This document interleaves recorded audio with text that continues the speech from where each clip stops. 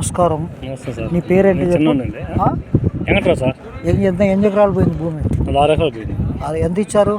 23 ఇచ్చారు. కొంతకి ఇస్తామంటున్నారు. ఓకే. మీ పిల్లలకు ఉద్యోగాలు ఇస్తా ఉన్నారా? అంటున్నారు కానీ ఇంకా ఇవ్వలేదు. ఇయర్ నా కొడుకు ఇవ్వరు. ఓకేనా నేను చెప్పేది? వీళ్ళు ఏం చెప్తున్నారంటే ఇది కేంద్ర ప్రభుత్వ సంస్థ, అంటే కేంద్రాంది. కేంద్రం వచ్చి వీళ్ళని అడుక్కుంటుంది, భూములు ఇరా అని చంద్రబాబు నాయుడు. వీళ్ళు రైతుల దగ్గర గుంజుకొని వాళ్ళకి ఇస్తారు. గుంజుకున్నారంటే కోపం కావకు, దాని ఒక పేరు పెడతాడు, ఆంధ్రప్రదేశ్ మౌలిక సదుపాయాలు బొత్సు బోసన అంటే రియల్ ఎస్టేట్ చేస్తారు. 10 లక్షల గిరాలు తీసుకొని వాడికి 1 కోటి 1.5 కోటి 2 కోట్లకు అమ్ముతారు. అది కరెక్ట్ కాదని మేము చెప్తాం. అదేవిధంగా మీ పబ్లిక్ని అందరినీ లోపల చేయాలా. మేము సమాజ సేవకులం. ఇంత సబ్జెక్ట్ చెప్తున్నాం అంటే మేము మీటింగ్లో మాట్లాడతాము, మీ తరఫున రిప్రజెంట్ చేస్తాం. మీ ఎమ్మెల్యే కంటే ఎక్కువ చెప్తాం మేము.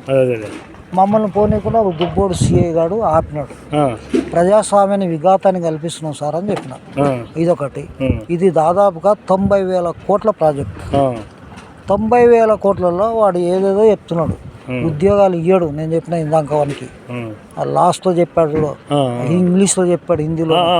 గ్రీన్ ఫీల్డ్ ప్రాజెక్టు నేను అన్ని ఇస్తా, అది పెడతా ఇది పెడతానంటే అయితే నేనేం చెప్పిన అంటే మేము ఇప్పుడు మమ్మల్ని మాట్లాడుతున్నా మా నోరు నొక్కినారు పోలీసు వాళ్ళతోటి. రేపు పొద్దున కన్స్ట్రక్షన్ చేసేటప్పుడు వస్తాం. వచ్చినప్పుడు అప్పుడు ఏం చేయాలన్నా అది చేస్తాం. 2 కన్స్ట్రక్షన్, ఎరెక్షన్, కమిషనింగ్, టెస్టింగ్ అన్నీ ఉంటాయి. అన్ని దాంట్లో మేము వస్తాం మా డబ్బులు పెట్టుకొని. అప్పుడు ఊళ్ళల్లో తిరుగుతాం. తిరిగి ఏ సమస్యనే మీరు పని చేయకపోతే అప్పుడు మీ మీద పోతామని చెప్తాం. సుధాకర్ పాప కారు పోతుంది మనకి, నువ్వు నడరా, నేను వస్తా వెనకబడి పరిగెత్తుకుంటా.